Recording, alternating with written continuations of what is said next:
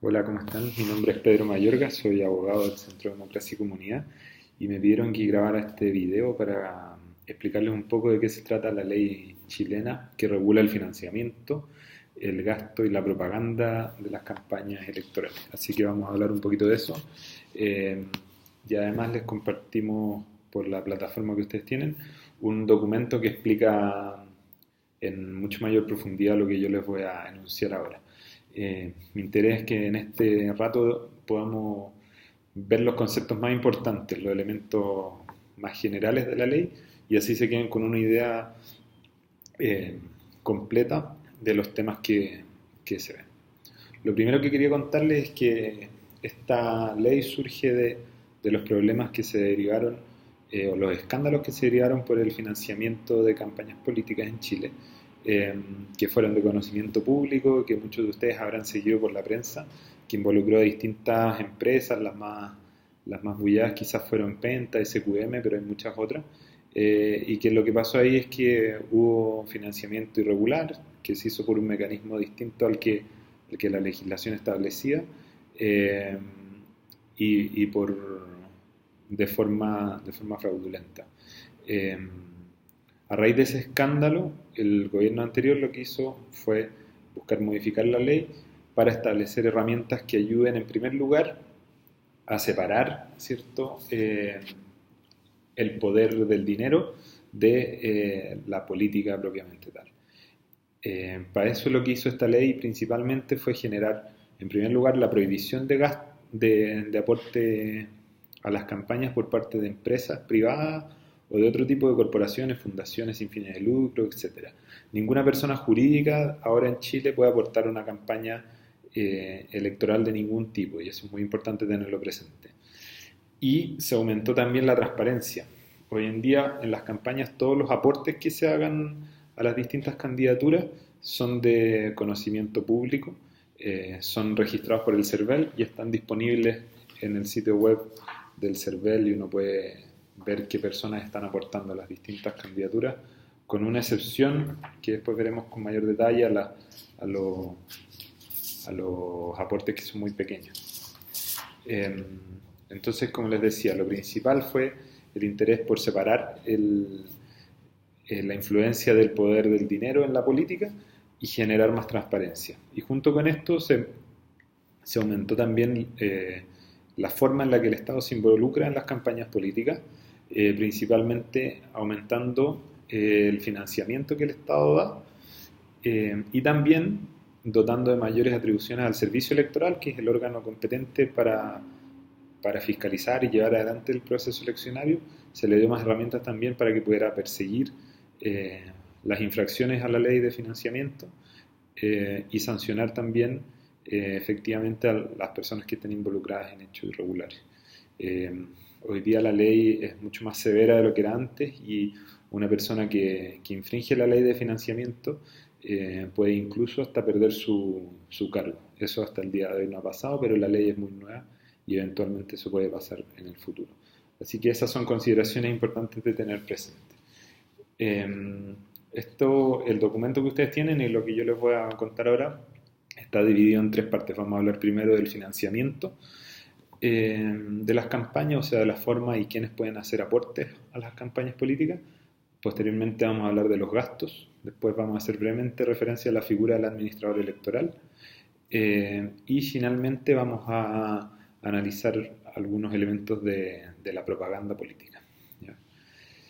Entonces, partiendo por el financiamiento, es importante primero tener presente qué se entiende por financiamiento. Y la ley señala que cualquier tipo de aporte, ya sea en dinero o que pueda ser avaluable en dinero, va a ser constitutivo de un aporte. Entonces, tanto si una persona le aporta a un candidato 100.000 pesos, o si le aporta, por ejemplo, 100 afiches para la campaña. Ambas cosas son aportes y se deben contabilizar como tal en la cuenta que haga un candidato. Todos los candidatos tienen que llevar una cuenta de ingresos y gastos. Entonces, en el caso en que alguien le aporte con bienes materiales, esos bienes tiene que evaluarlos de acuerdo a los precios de mercado y incluirlos en su cuenta. Eso es súper importante. Entonces, el concepto de financiamiento va más allá de los aportes en dinero y es muy importante tenerlo presente. ¿Ya? Eh, Los aportes pueden ser de dos tipos, públicos o privados. Públicos son aquellos que hace el Estado, ¿cierto? Y privados los que hacen las personas naturales por interés en aportar a una determinada campaña. En el caso de lo... Vamos a hablar primero del financiamiento privado, ¿cierto? El financiamiento privado puede ser, por una parte, del candidato a su propia candidatura, o sea, si alguno de ustedes eventualmente llega a ser candidato y tiene ahorros o tiene un bien, tiene un auto, lo vende y con eso lo aporta a su campaña, eso es perfectamente válido, siempre que se pueda dar cuenta desde dónde se obtuvo ese dinero. Se tiene que acreditar de manera bien clara, ¿cierto? Que el candidato era el dueño de ese dinero y lo aportó a su propia campaña. Y con eso no hay ningún problema, siempre y cuando se respeten los límites. El candidato puede aportar, pero tiene un límite del monto máximo, ¿ya? No puede financiar toda la campaña. Por otra parte, también pueden aportar terceros, otras personas que quieran contribuir a la campaña. Y los aportes de terceros se distinguen en dos: los con publicidad, que son la regla general y que aplican en la mayoría de los casos, y los sin publicidad, que son excepcionales, son aportes que se permiten, pero que son menores en su monto y que tienen muchas más limitaciones respecto de la cantidad y a cuántas personas una persona le puede aportar sin publicidad de su nombre, ¿ya? En cualquier caso, siempre el servicio electoral va a saber quién hizo el aporte. Lo que va a pasar es que el nombre de esa persona no se va a dar a conocer al público. Y por otra parte está el financiamiento público. El financiamiento público lo hace el Estado por dos mecanismos. El primero de ellos es el que se le hace a los partidos políticos. Previo a una elección, el servicio electoral le transfiere cierta cantidad de dinero a cada partido político, y para eso se basa en los resultados electorales que haya tenido este partido en la elección anterior, ¿ya? Y eso determina la proporción y la cantidad del dinero que aporta. Ese dinero el partido lo distribuye de la forma que le parezca pertinente, y no necesariamente se va a distribuir igual entre candidatos o de la misma manera, eso depende de la forma en que cada partido lo estructure. La otra forma de financiamiento público tiene que ver con el reembolso. Al final de la campaña, y una vez que las candidaturas hayan presentado su cuenta de ingresos y gastos, el Estado va a reembolsar una cantidad de dinero a cada uno de los candidatos, ¿ya? Para que haya derecho a reembolso, es importante que los gastos que se está pidiendo que se reembolsen no hayan sido financiados por otro aporte, que conste que esos gastos se encuentran pendientes con boletas o facturas que estén pendientes de pago, y obviamente que la cuenta del candidato o candidata sea aprobada por el servicio electoral. El reembolso nunca va a ser mayor a la suma que resulte de multiplicar 0,04 UF por el número de sufragios que obtiene un candidato, ¿ya? Entonces depende del rendimiento electoral la cantidad de dinero que va a reembolsar el Estado. Si yo gasté menos de lo que tengo derecho a que me reembolsen, siempre el reembolso va a ser en relación a los gastos. Yo no puedo beneficiarme o ganar dinero en una campaña si que gasté muy poco y tengo mucho dinero que me pueden reembolsar, sino que siempre va a ser relativo a los gastos. Y el reembolso, bueno, puede suspenderse si es que hay controversia respecto a la cuenta presentada por el candidato, si hay algún problema que resolver. Entonces va a tener que esperar al candidato a que eso se resuelva antes de poder obtener su reembolso. Muy importante en cuanto al financiamiento es tener presente cómo funciona el sistema de recepción de aportes, ¿ya? Todos los candidatos, por ley, al momento de inscribir su candidatura, también autorizan al servicio electoral a que abra una cuenta que va a ser la única cuenta que pueden utilizar para la campaña y la cuenta que va a servir para que el servicio electoral también le haga los aportes que le llegan. Entonces, si una persona quiere aportar una campaña, tiene que hacerlo mediante el sistema que establece el servicio electoral, aportando ese dinero en la cuenta y de la forma que establece el servicio electoral, indicando a qué candidato o candidata va a hacer su aporte, y eso el servicio lo recibe y se lo remite en primer lugar al candidato comunicándole que tiene un aporte y dándole a conocer el nombre de la persona que está aportando. Eh, y el candidato tiene un plazo de 5 días hábiles para aceptar o rechazar ese aporte. ¿Ya? Una vez aceptado o transcurrido ese plazo, el dinero va a ingresar a la cuenta del candidato y ahí lo va a poder gastar. Si el candidato hace o candidata hace un aporte propio a su candidatura, también lo tiene que ingresar por este sistema. Cualquier aporte en dinero que ingrese a la candidatura tiene que ser siempre a través de esta vía. Si no, va a tener problemas después a la hora de rendir cuentas, porque el CERVEL va a mirar el estado de cuenta de esta cuenta bancaria, y si eso no coincide con lo que se declara, obviamente va a haber problemas. Además, este mecanismo permite dar fidelidad respecto a los gastos, y a los ingresos que se reciben. Entonces es importante que se use, que se utilice esta cuenta eh, para todo ingreso y gasto que la candidatura realice. ¿Ya? También es importante tener presente que las personas que aporten tienen que respetar ciertos límites, eh, y como les decía antes, incluso el aporte que hace el propio candidato no puede ser superior al 25% del límite del gasto electoral que tienen los candidatos. En un momento más vamos a ver el límite de gasto de los candidatos. Ahora vamos a analizar qué entiende la ley por gasto electoral. Y el gasto electoral está definido en la ley como todo desembolso o contribución que sea evaluable o estimable en dinero. ¿Ya? Entonces aquí de nuevo, si yo recibo a alguien, por ejemplo, contribuye haciendo un trabajo voluntario, yo tengo que hacer el ejercicio de valorizar ese trabajo y establecerlo como un aporte en términos económicos. Si una persona, por ejemplo, se ofrece voluntario a trabajar repartiendo volantes durante 12 horas, eso yo tengo que valorizarlo por un criterio objetivo, por ejemplo, por una cantidad de dinero determinada por hora, y eso lo contabilizo en mi cuenta de gastos, ¿ya? Como un ingreso por un aporte que hizo la persona y como un gasto por el trabajo que hizo esa misma persona, ¿ya? Eso es importante porque la ley establece un límite del gasto total que el candidato puede efectuar en una campaña. Yo no puedo sobrepasar ese límite, pero el límite no solamente considera el dinero que me aportan y el dinero que yo gasto, sino también este otro tipo de aportes que no necesariamente se hacen directamente en dinero, pero que sí son evaluables y se pueden contabilizar.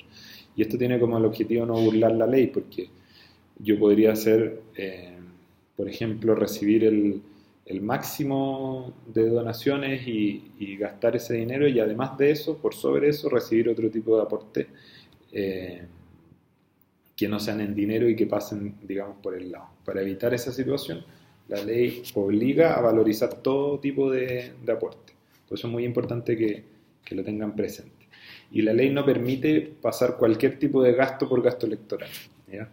Entonces, naturalmente, se va a permitir gastar en aquellos actos de campaña o actividades en general que estén vinculadas a la campaña. Por eso, si se hace un evento y se contrata gente que ayude en ese evento, o si yo imprimo afiches, o si pongo un letrero en un lugar habilitado, todo eso está autorizado. También si yo pago sueldos a personas que me están colaborando, a mi administrador electoral, a personas que me están ayudando a coordinar la campaña, eso no hay problema.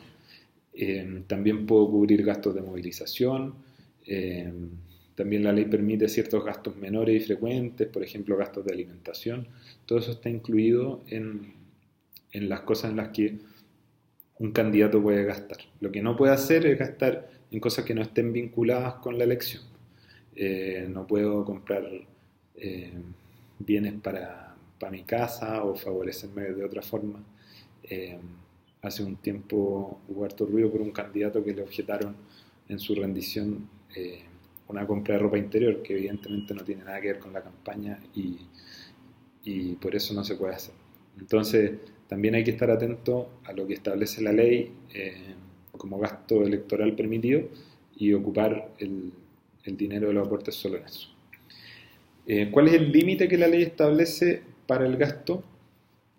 Me voy a referir en el caso de las elecciones municipales, ¿cierto? Y también esto lo establece la ley como una fórmula. Para el caso de los alcaldes, el monto total que se puede gastar está determinado por 120 UFs más lo que resulte en multiplicar el número de electores por 0,03 UF.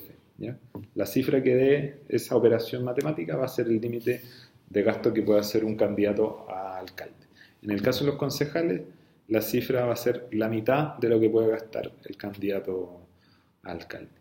Esta determinación del límite de gastos la hace el servicio electoral 200 días antes de la elección. Por lo tanto, todavía no están los límites para la próxima elección municipal, pero sí se pueden revisar en internet los límites que se establecieron para la elección anterior y son referencias que van a ser más o menos similares a las de hoy día. Obviamente se van a actualizar y van a crecer un poco, pero son similares. Eso respecto al límite de gasto. Ahora vamos a pasar brevemente a ver la figura del administrador electoral. Todas las candidaturas deben contar con un administrador electoral. Ese administrador se indica al momento de inscribir la candidatura y en caso de que no se inscriba a nadie, la ley entiende que es el propio candidato o candidata quien asume esta labor. Y el administrador tiene la principal tarea de llevar la contabilidad de la campaña. Entonces, consignar todos los ingresos y valorizar también aquellos aportes que no se hagan en dinero y establecer cuáles son los gastos que se han realizado y documentarlos de forma fidedigna para que a la hora de rendir se entienda y se pueda comprobar que lo que yo digo que gasté en un determinado ítem efectivamente haya sido así. ¿Ya? No cualquier persona puede ser administrador electoral. La ley establece algunos requisitos como no haber sido condenado por delitos tributarios o contra la fe pública, no ser candidato en una misma elección o elecciones distintas efectuadas en el mismo acto eleccionario, ser director o gerente o ejecutivo superior de empresas del Estado o de aquellas empresas en que el Estado tenga participación,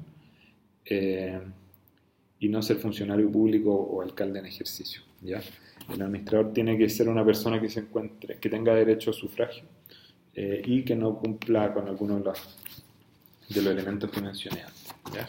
Y su principal labor, como ya les decía, es llevar la contabilidad. Eso principalmente. Hay más elementos que los pueden revisar en el apunte, pero ahora no tenemos para más. Me interesa más hablar del último elemento, que es la propaganda electoral. Que aquí también con la nueva legislación hay hartos cambios que son bien relevantes, porque la ley acotó la forma de hacer la campaña y el tiempo en el que puede hacer campaña. Entonces, es importante tener eso presente. La ley entiende que es propaganda electoral cualquier evento o manifestación pública, así que también como la publicidad, por ejemplo, en radio o en medios de comunicación o en distintos soportes, que se haga para promover una candidatura determinada, ¿cierto? Entonces, eso es lo que entiende la ley por propaganda. Y además establece un periodo para realizar propaganda. Uno puede realizar propaganda en cualquier momento. Y el periodo que establece la ley, a su vez, se subdivide en dos periodos. El primer periodo, el más extenso, comienza 60 días antes de la elección y termina 3 días antes de la elección. Y en ese periodo se puede hacer publicidad por medios de comunicación, por prensa escrita, radio y otros. Y también en la vía pública mediante brigadistas o voluntarios que promuevan la candidatura.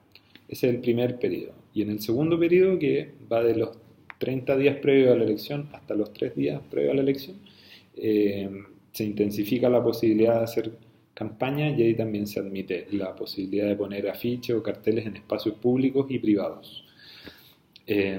También la regulación es bien detallada respecto a los espacios públicos en los que se puede poner propaganda.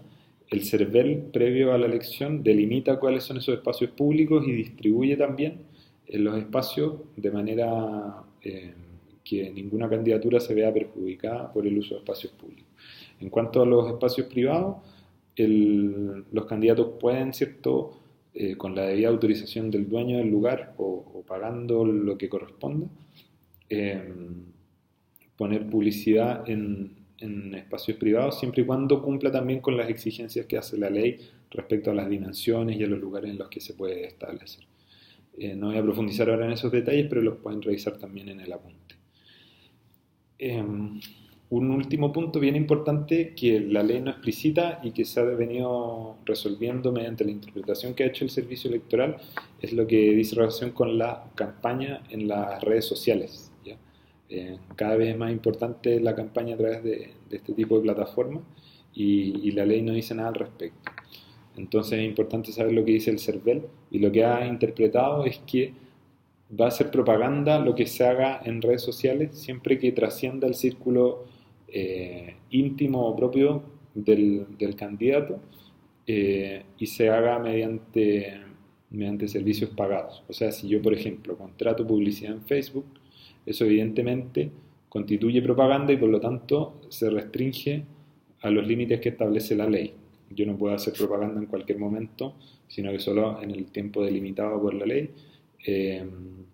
Y también debo establecer los gastos que yo he incurrido para hacer esa propaganda.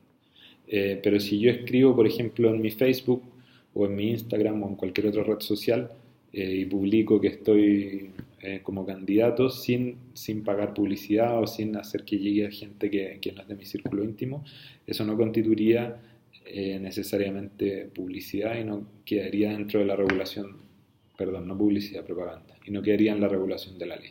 Eso es importante tenerlo presente. Lo mismo, por ejemplo, con las llamadas telefónicas. Yo puedo hacer llamadas telefónicas privadas sin ningún problema, pero si yo contrato un call center, ahí estamos hablando de un acto que ya no es privado, sino que cabe en la definición de publicidad.